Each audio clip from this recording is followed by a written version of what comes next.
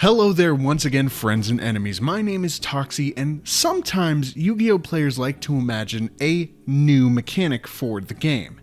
So today, we're going to deviantart.com to take a look at some fan-made summoning mechanics. I can't wait. Let's jump right into it with our Unleash Monsters. Now, I only have 3 summoning mechanics to look at today. I figured quick and easy video for this week, just to have some fun. So for each different summoning mechanic, I'm just gonna go over the little rules that these artists have made. I'm really just gonna try to summarize as best I can as I skim along, and you can pause the video if you need to read some more. And then after that, we'll go over the mechanic. So this is Unleash Summoning. It is a summoning method that involves normal monsters. This person wanted to use normal monsters to the fullest of their abilities. You would put normal monsters under an Unleash monster, much like an Xyz summon. Unlike Xyz summoning, it says here that if you control one or more of the Unleash material monster for the Unleash monster, you can use as many as you want for the summon. Because of the way that they're summoned, you can only use one Unleash monster at a time, so that's a decent way to get a big boss monster out. It's kind of like maximum monsters from Rush Duel, at least that's how I understand it here. The level stars are the absolute level, the monster is still treated as having a level, however that level cannot be altered. Unleash monsters cannot be used as material for a special summon where level is taken into account. Okay. The example they use here is that because the card we're going to be looking at is a absolute level 5, it's treated as a level 5, so it can be affected by cards that affect level 5 monsters, but it cannot be altered by cards like Star Changer, Queen's Galaxy Light, and it can't be used for like Synchro Summoning, Xyz Summoning, or anything like that. Okay, the rest of that is them just explaining why they made it, because they were wanted to talk about normal monsters. But here we go, we have our Unleash monster, so let's take a look. We've got Blackland Fire Dragon, an old normal monster, 1500 attack, 800 defense. Blackland Terror Dragon is the Unleashed version. It requires Blackland Fire to be played. Absolute level of 5, attack 2000, defense 1300. If you weren't able to read the paragraph down there, they did say that they wanted all Unleash monsters to just have 500 extra attack and defense from their regular material. I guess the usefulness of that will be determined when we take a look at effects, so let's take a look at this one. Face-up attack position and effect monsters your opponent controls cannot activate their effects while this face-up card is on the field. Okay. During either player's turn, you can detach one Unleash material from this card, change one face-up defense position monster your opponent controls to attack position. Its attack becomes 0, and it cannot attack or change its battle position until the end phase. I'm kind of on the fence about Unleash monsters, as I can see it here. I think Blackland Terror Dragon is an interesting card. I think it's fine, but I think Unleash as a summoning mechanic has too much stipulations to it to be useful in a duel, I think. I don't know, I kind of just feel like it would detract from the way that the game is played, if that makes any sense. Moving on, we've got a summoning mechanic that I am very excited to check out, the Chrono mechanic. So let's go ahead and take a look at the rules, and there are not a lot. Oh, I didn't even notice, but they say here they added a new attribute to the card just for this mechanic. Depends on how many turns the card stays in your hand to be summoned, and Chronograph Monsters effects are there to speed up the process between them. But it says that you only count your turns to wait for, not your opponent's, for how Chronograph Monsters are summoned. You can only chrono summon 2 chrono monsters per turn, and they cannot be normal summoned by tribute summoning. Alright, that's not a lot of information, but let's take a look at Chronograph Eternity Dragon. I really like the art on this card, although I'm sure that the art is from a different Yu-Gi-Oh card, most likely, unless this person made the art themselves. If they did a great job, I think. I do like the clock outline of the card, the white to black. I think it looks nice. I didn't want that. Requires 2 or more turns in your hand. This card cannot be normal special summoned except with the above requirement. You can discard this card from your hand to the graveyard to reduce the turn requirement of a Chronograph monster in your hand by 2. If this card is sent from your hand to the graveyard, reduce the turn requirement of each Chronograph monster in your hand by 1, in addition to the above effect. This card is unaffected by monster effects. If this card would be destroyed by spell or trap effects, you can discard one Chronograph monster from your hand instead. Okay, I like the way that they've written this specific card out. It definitely feels like a card you would get from a starter deck. It's a card to, like, you know, introduce you to the cool summoning mechanic, but not enough to, you know, be that good.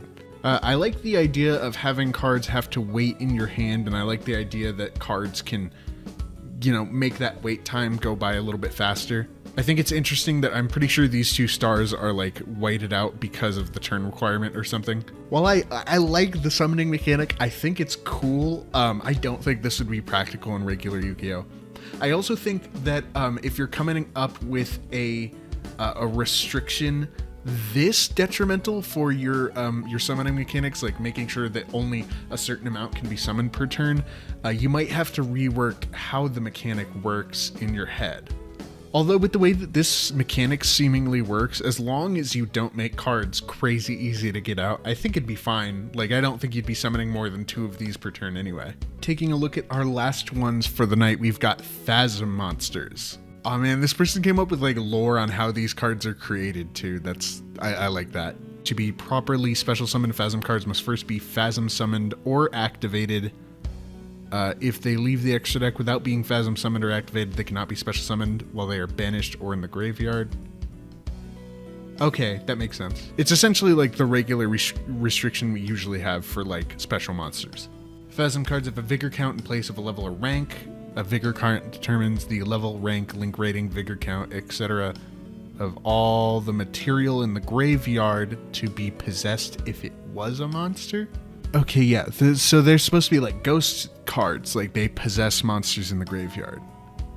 Okay, interesting. Phasm cards do not possess attack or defense, therefore cards that alter attack defense values do not affect them. If the Phasm material was a monster, the Phasm card is treated as a monster and can be played in attack and possess. So they take on the properties of like the monsters that they possess if they do possess monsters, but they can possess spell and traps also? If the Phasm material was a spell or trap, place it in a face-up spell or trap zone, it is treated as a material but continuous? So the material is placed in the spell or trap zone, and the monster is placed in a monster zone. So where does the Phasm card go? Most Phasm cards require a player to reduce their vigor count to activate their costs, limiting their number of activations. If the Phasm card is no longer on the field, its material is sent to the graveyard. The material remain possessed even if the Phasm card is flipped face down. I assume that means that it just stays on the field even if the Phasm card itself is face down.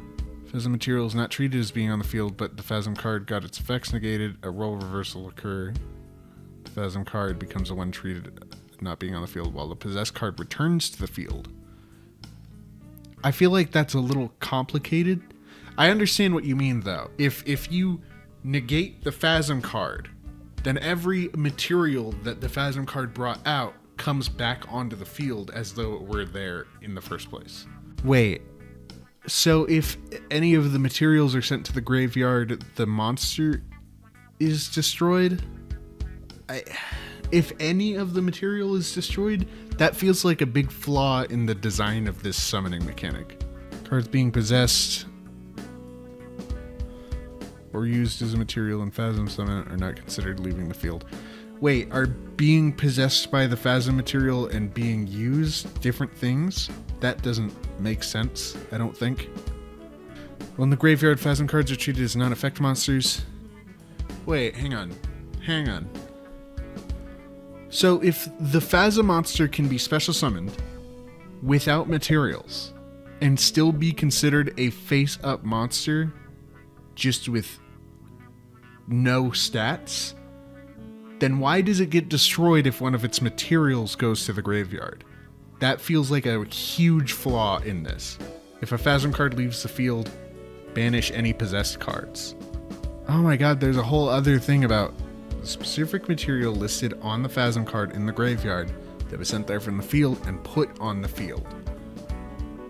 Put it on the field. Okay, so when it happens.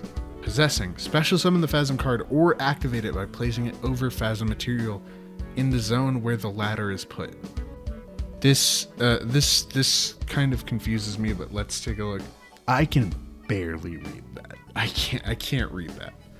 I don't think any of you guys can read that too. Let's just admire the art for a second before I go down to the description again and read what the cards say. So one of these is a Dark Warrior monster invader from beyond with vigor of 7. And then there's Beyond Bubonic Virus Figure 3, which is a trap. I don't like this mechanic. Invader from Beyond, Dark Warrior monster. When this card is Phasm summoned, you can target one monster your opponent controls, banish that target until the end of your opponent's next turn. At the start of the damage step, if this card battles a special summon monster, you can remove 2 vigors from this card, negate that monster's effects, and if you do, banish it when it leaves the field. If this card is sent to the graveyard, you can excavate the top 5 cards of your deck. Send 1 excavated warrior monster to the graveyard. Also, the rest into the deck. Okay, so the rest of the excavated card gets shuffled into the deck. You can only use this effective Invader from Beyond once per turn. When this card is activated, you take 1000 damage. Look at your opponent's hands, all monsters they control, and all cards they draw, and destroy all those monsters with 1500 or more attack. During your end phase, you must remove 1 vigor from this card. This is not optional, or destroy it. Hang on, does it... I'm confused. I went back down to take a look at what exactly the vigor actually does, or like what happens when all the vigor is used up. And I'm realizing now, look at this, that some of this just like doesn't make sense. And I didn't catch it the first time I like read through it. Phasm Monsters are bad. I don't like them. And they're not even all monsters. Like, this one's a trap. It also seems to just have like contradictory information on how they're summoned, and it requires, according to what the description says. Hang on. It says here, 2 steps must be fulfilled to successfully Phasm summon / activate a Phasm card. I imagine, of course, that this person meant that there are 2 different ways to do it, but the way that all of the wording is in this entire thing is bad. Overall, I didn't like Phasm Monsters. I'm more cool with the Chrono Monsters and the Unleash Monsters. I think those ones are marginally better than Phasm Monsters. Well, I think the other 2 have some pretty unneeded requirements for how they're used. I think that this person that made Phasm Monsters may need to make a less complicated version of a summoning mechanic. Anyway, that is it for this video. Thank you so much for watching. I hope you enjoyed the video. I just thought I'd do something fun and exciting this time. And until next time, drink your water.